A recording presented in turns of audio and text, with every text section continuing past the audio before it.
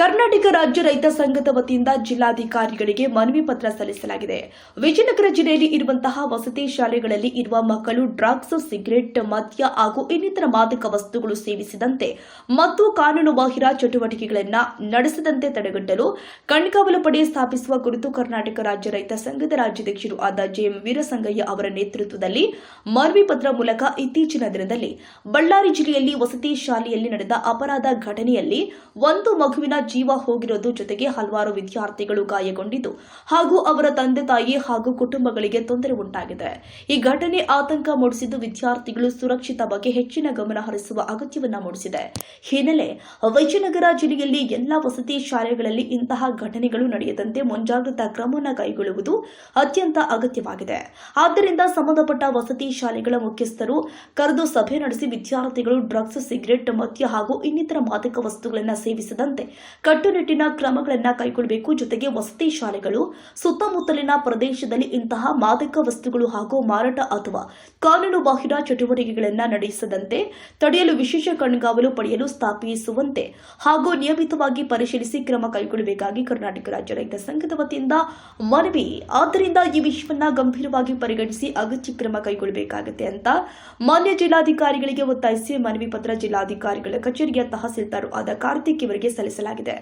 ವಿದ್ಯಾರ್ಥಿಗಳ ಮಾನಸಿಕ ಸ್ಥಿತಿ ಅಥವಾ ಸುತ್ತಮುತ್ತಲ ಸಿಗರೇಟ್ ಮಾಡೋದು, ಸಣ್ಣ ಪುಟ್ಟ ಇವೆಲ್ಲ ಇದ್ರ ಬಗ್ಗೆ ಒಂದು ಪೊಲೀಸ್ ಇಲಾಖೆಗೆ ಸೂಚನೆ ಕೊಟ್ಟು ವಿಶೇಷವಾಗಿ ಒಂದು ಕಣ್ಗಾವಲನ್ನು ಮಾಡಿ ಆ ಥರದ ಘಟನೆ ನಮ್ಮ ಜಿಲ್ಲೆಯಲ್ಲೂ ಕೂಡ ಮರುಕಳಿಸಬಾರ್ದು ಅಂತಕ್ಕಂಥ ಒಂದು ಆಶಯದಿಂದ ಇವತ್ತು ಜಿಲ್ಲಾಧಿಕಾರಿಗಳಿಗೆ ಒಂದು ಒತ್ತಾಯ ಪತ್ರವನ್ನು ನೀಡಿದ್ವಿ.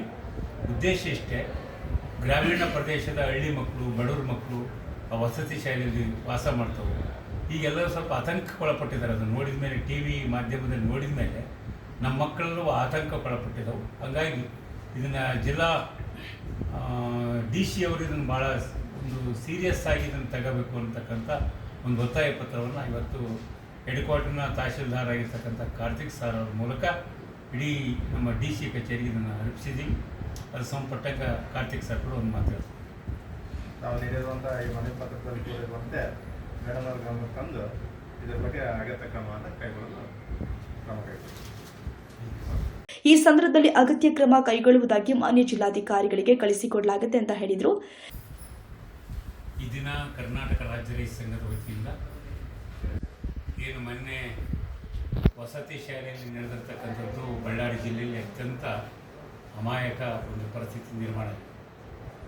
ಸರಿಸುಮಾರು ವಿಜಯನಗರ ಜಿಲ್ಲೆಯಲ್ಲಿ ಕೂಡ ಸುಮಾರು 20. ಈ ಸಂದರ್ಭದಲ್ಲಿ ಕರ್ನಾಟಕ ರಾಜ್ಯ ರೈತ ಸಂಘದ ಕಾರ್ಯಾಧ್ಯಕ್ಷರು ಆದ ಜೆಎಂ ವೀರಸಂಗಯ್ಯ ಹಾಗೂ ವಿಜಯನಗರ ಜಿಲ್ಲಾ ಯುವ ಘಟಕದ ಅಧ್ಯಕ್ಷರು ಆದ ತಮ್ರಹಳ್ಳಿ ರವಿಕುಮಾರ್ ಹಾಗೂ ಕೂಟಗಿ ತಾಲೂಕಿನ ಕರ್ನಾಟಕ ರಾಜ್ಯ ರೈತ ಸಂಘದ ಅಧ್ಯಕ್ಷರು ಆದ ನಲ್ಲಮತ್ತಿ ರಮೇಶ್, ಕೂಟಗಿ ತಾಲೂಕಿನ ಕಾರ್ಯಾಧ್ಯಕ್ಷರು ಆದ ಕೆತಿಪ್ಪಸ್ವಾಮಿ ಹಾಗೂ ಶಿವರಾಜ ಹೂವಿನ ಹಡಗಲಿ ತಾಲೂಕು ಪ್ರಧಾನ ಕಾರ್ಯದರ್ಶಿ ಹಾಗೂ ದುರ್ಗಪ್ಪ, ಯು ರಾಮಪ್ಪ, ಆಂಜಿನಪ್ಪ, ಆನಂದ, ಪದ್ಮನಾಭ ಇನ್ನೂ ಹಲವಾರು ಪದಾಧಿಕಾರಿಗಳು ಭಾಗಿಯಾಗಿ ಮನವಿ ಪತ್ರ ಸಲ್ಲಿಸಿದರು.